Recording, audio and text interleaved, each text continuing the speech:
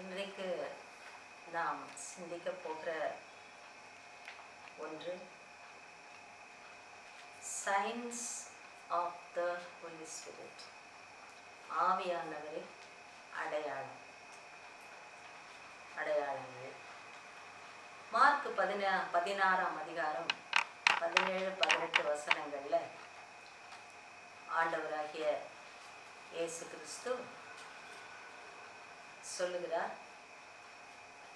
விசுவாசிக்கிறவர்களால் நடக்கும் அடையாளங்களாவன என்று சொல்லி, என் நாமத்தினாலே பிசாசுகளை துரத்துவீர்கள், நவமான பாஷைகளை பேசுவீர்கள், சர்ப்பங்களை எடுப்பீர்கள், சாவுக்கு ஏதுவான எதை குடித்தாலும் அது உங்களை சேதப்படுத்தாது, வியாதியஸ்தர் மேல் கைகளை வைப்பீர்கள், அவர்கள் சுகமாவார்கள். 5 காரியங்களை அந்த இடத்தில் பார்க்கிறோம். யாரால்? விசுவாசிக்கிறவர்களால் என்று சொல்லப்பட்டிருக்கிறது. யாரெல்லாம் விசுவாசிக்கிறார்களோ அவர்கள் எல்லாரும் இந்த காரியங்களை செய்வார்கள் என்று சொல்லுகிறதை நாம் பார்க்கிறோம். விசுவாசிக்கிறவர்கள் யார் என்று சொன்னால், தெரிந்து கொள்ளப்பட்டவர்கள் என்று சொல்லலாம். ஆண்டவராகிய இயேசு ஊழியத்தின் காரியத்திலே அவர் சிலரை தெரிந்து கொண்டு அவர்களை ஊழியத்திற்கு அனுப்புகிறார். அப்படி தெரிந்து கொண்டவர்களுக்கு தம்முடைய நாமத்தினாலே அதிகாரம் கொடுத்து, நீங்கள் போய் முதலாவது மனந்திரும்புங்கள், பரலோக ராஜ்யம் சமீபமாக இருக்கிறது என்று பிரசங்கியுங்கள். அதற்கு பிற்பாடு என்னுடைய நாமத்தினாலே பிசாசுகளை துரத்துங்கள் என்றெல்லாம் அவர்களுக்கு அதிகாரம் கொடுத்து அனுப்புகிறார். வியாதியஸ்தர்களை குணமாக்குங்கள், மரித்தோரை எழுப்புங்கள் என்று அற்புதங்களையும் அதிசயங்களையும் செய்யுங்கள் என்று அனுப்புகிறார். அந்த 70 பேரும் போய் அப்படியே செய்துவிட்டு வந்து, ஐயரே, நாங்கள் நீ சொன்னபடி உம்முடைய நாமத்தினாலே பிசாசுகளை துரத்தினோம், அவைகளெல்லாம் உம்முடைய நாமத்தை சொன்ன உடனே அவைகள் ஓடுகிறது என்று சொன்னார்கள். அப்பொழுது ஆண்டவர் சொன்னார், பிசாசுகள் உங்களுக்கு கீழ்ப்படுகிறதற்காக நீங்கள் சந்தோஷப்பட வேண்டாம், உங்கள் நாமங்கள் பரலோக ராஜ்யத்திலே ஜீவ புஸ்தகத்தில் எழுதப்பட்டிருப்பதற்காக நீங்கள் சந்தோஷப்படுங்கள் என்று சொன்னார். அந்த 70 பேரும் போனார்கள். ஆனால் அவர்கள் எங்கே எப்படி போனார்கள் என்று தெரியவில்லை. அவர்கள் தொடர்ந்து ஊழியத்தில் இல்லை. ஆனால் 12 பேரை தேர்ந்தெடுத்து அவர்களுக்கு அதிகாரம் கொடுத்து அவர்களிடத்திலும் இந்த அடையாளங்களை செய்வதற்கு அவர்களையும் ஆண்டவர் ஊழியத்தில் அனுப்புகிறார். இந்த அற்புத அடையாளங்களுக்கு பவுல் அப்போஸ்தலன் சொல்லுகிற பெயர் என்னவென்று சொன்னால், வரங்கள். அவைகள் ஆவிக்குரிய வரங்கள். 1 கொரிந்தியர் 12ஆம் அதிகாரம் 1ஆம் வசனத்திலே பவுல் சொல்லுகிறார், நீங்கள் ஆவிக்குரிய வரங்களை பற்றி நீங்கள் அறியாதிருக்க எனக்கு மனதில்லை என்று சொல்லுகிறார். ஆண்டவராகிய இயேசு அடையாளங்கள் என்று சொன்னதை பவுல் வரங்கள் என்று சொல்லுகிறார். 9 விதமான வரங்களை அந்த 12ஆம் அதிகாரத்திலே நாம் பார்க்கிறோம். அவைகளை அடுத்த பகுதியிலே நாம் ஒவ்வொன்றாக பார்க்க போகிறோம். 9 வரங்களையும் குறித்து பார்க்க போகிறோம். இந்த வரங்களை கொடுக்கிறவர் யார் என்று சொன்னால், பவுல் சொல்லுகிறார் 12ஆம் அதிகாரம் 4ஆம் வசனத்திலே, ஒரே ஆவியானவர், வரங்களை கொடுக்கிறவர் ஆவியானவரே என்று சொல்லுகிறார். ஒரே ஆவியானவர். அதை 12:4 வாசிக்கிறோம். வரங்களில் வித்தியாசங்கள் உண்டு, ஆவியானவர் ஒருவரே. ஆவியானவர் ஒருவரே என்றால் இன்னொருவர் இருக்கிறாரா என்று ஒரு கேள்வி எழும்பலாம். பழைய ஏற்பாடுல வரங்களை பெற்றவர்கள் இருந்தார்கள். குறிப்பாக தீர்க்கதரிசிகளை எடுத்துக்கொண்டால் அவர்களும் இந்த காரியங்களை, ஆண்டவராகிய இயேசு சொன்ன அந்த அடையாளங்களை அவர்கள் செய்தார்கள். அவர்கள் வரம் பெற்றவர்களாய் இருந்தார்கள். அவர்கள் பெற்ற வரங்கள் தேவனுடைய ஆவியினாலே அவர்கள் பெற்று, அவர் ஆவியினாலே வரங்களை அவர்கள் பயன்படுத்தி அதனாலே அற்புதங்களை அதிசயங்களை எல்லாம் செய்தார்கள். புதிய ஏற்பாட்டுக்கு வரும்போது அதே பரிசுத்த ஆவியானவர் எவ்வாறு அழைக்கப்படுகிறார் என்று சொன்னால் கிறிஸ்துவின் ஆவியானவர் என்று அழைக்கப்படுகிறார். அதற்கு காரணம் என்ன? எபேசியர் 4ஆம் அதிகாரத்திலே நாம் ஏற்கனவே பார்த்தோம். 8ஆம் வசனத்திலிருந்து 10ஆம் வசனம் வரைக்கும் அவர் இயேசு கிறிஸ்து மரித்து உயிர்த்தெழுந்து பரத்திற்கு ஏறி அங்கிருந்து வரங்களை நமக்கு அனுப்பினார் என்று பார்க்கிறோம். வரங்களை பெற்றுக்கொண்ட அந்த அனுபவத்தை அப்போஸ்தலர் 2ஆம் அதிகாரத்திலே நாம் இதை குறித்து நாம் ஏற்கனவே சிந்தித்திருக்கிறோம். இந்த வரங்களை பெற்றவர்கள் எப்படிப்பட்ட அந்த ஆவி என்று சொன்னால் உயிர்த்தெழுந்த இயேசு கிறிஸ்துவினுடைய ஆவியானவர். தேவனுடைய ஆவி, இயேசு கிறிஸ்துவின் ஆவி, இரண்டும் ஒன்றாய் இருக்கிற ஒரே ஆவிதான். 1 யோவான் 5:7ஆம் அதிகாரத்துல 5ஆம் அதிகாரம் 7ஆம் வசனத்துல பிதாவுடைய ஆவியும் குமாரனுடைய ஆவியும் ஒன்று என்று வாசிக்கிறோம். ரோமர் 8ஆம் அதிகாரத்துல 9ஆம் வசனத்திலிருந்து தேவனுடைய ஆவி யாருக்குள் வாசம் பண்ணுகிறாரோ அவர்கள் மாம்சத்துக்கு உட்பட்டவர்கள் அல்ல என்று சொல்லிவிட்டு அதோடு தொடர்ந்து கிறிஸ்துவின் ஆவி இல்லாதவன் அவருடையவன் அல்ல என்று சொல்லப்பட்டிருக்கிறது. கிறிஸ்துவின் ஆவிதான் தேவனுடைய ஆவி, தேவனுடைய ஆவிதான் கிறிஸ்துவினுடைய ஆவி. இருவரும் ஆவியிலே ஒருமனப்பட்டவர்கள் என்பதை நாம் தெளிவாக நாம் பார்க்கிறோம். இந்த பரிசுத்த ஆவியானவர், கிறிஸ்துவின் ஆவியானவர், வரங்களை கொடுக்கிற ஆவியானவர் எதற்காக வரங்களை கொடுக்கிறார் என்று சொன்னால்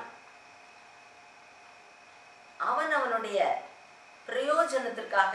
12:7 நாம் வாசிக்கிறோம், ஆவியானவருடைய அனுக்கிரகம் அவனுடைய பிரயோஜனத்திற்காக அளிக்கப்பட்டிருக்கிறது என்று பார்க்கிறோம். அவனுடைய பிரயோஜனம் என்று சொல்லும்போது சுய பிரயோஜனத்திற்காக அல்ல, இது சுய பிரயோஜனத்திற்காக கொடுக்கப்படவில்லை என்பதை ஏற்கனவே நாம் பார்த்தோம். அதை சுயமாய் பயன்படுத்தினால் பிழைப்புக்கு அடுத்ததாக ஒருவேளை பயன்படுத்த அப்படி ஒரு முயற்சி செய்ய முடியும், அல்லது பேர் பிரஸ்தாபத்திற்காக அல்லது வியாபார நோக்கத்தோட இதை பயன்படுத்துவதற்கு ஒரு சோதனை உண்டு. ஆனால் சுய பிரயோஜனத்திற்காக அல்ல, தன்னுடைய அவனவனுடைய பிரயோஜனம் என்று சொல்லும்போது அந்த வரத்தை கொண்டு என்ன செய்ய வேண்டும் என்பதை ஆண்டவர் தெளிவாக அங்கே சொல்லி இருக்கிறார். உக்ரானக்காரனுடைய அந்த வேலையை வரம் பெற்றவர்கள் செய்ய வேண்டும். வரம் பெற்றவர்கள் அந்த வரத்தை பயன்படுத்தி ஆத்துமாக்களை ஆதாயம் செய்ய வேண்டும் என்பதுதான் அங்கே சொல்லப்பட்ட உண்மை. இந்த ஆத்தும ஆதாய பணியை செய்யும்போது ஆத்துமாக்கள் ஆண்டவரிடத்திலே வருவதற்கு தேவையானது ஆவிக்குரிய வரங்கள். இந்த வரங்களை பெற்றவர்கள் ஆத்தும ஆதாயம் செய்கிறவர்களாக இருக்கிறார்கள். இன்றைக்கும் அநேகர் ஆத்தும ஆதாயம் செய்கிறதை நாம் பார்க்கிறோம். இந்த வரங்கள் எதற்காக கொடுக்கப்படுகிறது என்று சொன்னால் புறமதஸ்தர் ஆண்டவரை ஏற்றுக்கொள்வதற்காக. இரண்டாவதாக அது மற்றவர்களோடு அதை பகிர்ந்து கொள்வதற்காக, டிரான்ஸ்மிஷன் என்று அதை நாம் ஆங்கிலத்திலே சொல்லலாம். இந்த வரம் பெற்றவர்கள் அவர்களுடைய அந்த வரம், அவர்கள் மேல் உள்ள அந்த பரிசுத்த ஆவியானவருடைய அந்த வரத்தை அடுத்தவர்களுக்கு, தெரிந்து கொள்ளப்பட்ட இன்னொருவருக்கு அதை கொடுக்க முடியும் என்பதற்கு வேதத்தில் ஆதாரம் இருக்கிறது. மோசே எண்ணாகமத்துல 11ஆம் அதிகாரத்துல பார்க்கிறோம், 16-17 வசனங்கள்ல மோசே ஆண்டவரிடத்துல எனக்கு மிஞ்சின பாரமா இருக்கிறது என்று, இந்த ஜனங்களை என்னால் நடத்தி கொண்டு போக முடியவில்லை என்று சொன்னபோது ஆண்டவர் சொன்னார், உன்மேல் நான் வைத்த உன்னுடைய அந்த ஆவியை நீ மூப்பர்களை நீ அழைத்து அவர்கள் மேல் அதை வைக்க வேண்டும் என்று சொல்லி, அப்படியே மோசே அவன் மேல் இருக்கிற அந்த ஆவியை கர்த்தர் 70 பேர் மேலும் மூப்பர்கள் மேல் வைத்தபோது அவர்கள் எல்லாருமாக சேர்ந்து இஸ்ரவேல் ஜனங்களை நியாயப்பிரமாணத்தினுடைய வழியிலே நடத்தினார்கள் என்று பார்க்கிறோம். யோசுவாவினுடைய அந்த காலகட்டம் வந்தபோது மோசே எடுத்துக்கொள்ளப்படுவதற்கு, அவன் மரிப்பதற்கு முன்பாக யோசுவாவின் மேல் கையை வைக்கும்போது யோசுவா ஞானத்தின் ஆவியினாலே நிரப்பப்படுகிறான் என்று சொல்லி பார்க்கிறோம். அப்படியானால் ஒருவருக்குள்ளே இருக்கிற அந்த பரிசுத்த ஆவியானவருடைய அந்த வரம் அது இன்னொருவருக்கு அது டிரான்ஸ்மிட் ஆகிறதை, அது போக கடந்து சென்று அவர்களுக்குள்ளே கிரியை செய்கிறதை நாம் பார்க்க முடிகிறது. புதிய ஏற்பாட்டில் பவுல் சொல்லுகிறார் தீமோத்தேயுவினிடத்துல, 1 தீமோத்தேயு 4:14 சொல்லுகிறார், மூப்பராகிய சங்கத்தார் உன்மேல் கைகளை வைத்தபோது உனக்கு உண்டான தீர்க்க தரிசன வரத்தை குறித்து நீ அசதியாயிராதே என்று சொல்லுகிறார். அடுத்து 2 தீமோத்தேயு 1ஆம் அதிகாரத்தில் 6ஆம் வசனத்தில் சொல்லுகிறார், நான் உன்மேல் என் கையை வைத்தபோது உனக்கு அனல் மூட்டி உனக்குள்ளே எழுப்பப்பட்ட அந்த வரத்தை குறித்து உனக்கு நான் நினைப்பூட்டுகிறேன் என்று அவர் சொல்லுகிறதை, எழுதுகிறதை நாம் பார்க்கிறோம். அப்படியானால் இந்த ஆவியானவர் எதற்காக கொடுக்கப்படுகிறார் என்று சொன்னால், இன்னொருவரை அந்த ஆவியானவருடைய வரத்தை பெற்றுக்கொண்டு ஊழியத்திலே உறுதுணையாயிருக்க, ஒன்றாக சேர்ந்து செயல்பட வரங்கள் கொடுக்கப்படுகிறது. பகிர்ந்து கொள்வதற்காகவும் ஆத்தும ஆதாயம் செய்வதற்காகவும் வரங்கள் கொடுக்கப்படுகிறது. முக்கியமாக வரங்கள் யாருக்காக கொடுக்கப்படுகிறது என்று சொன்னால், புற ஜாதியாருக்காக, புற மதஸ்தருக்காக. ஒரு சமயம் ஒரு அசுத்தாவை பிடித்த ஒரு பெண்ணை கொண்டு வந்தபோது ஜெபிக்க அவர்கள் கொண்டு வந்தார்கள்.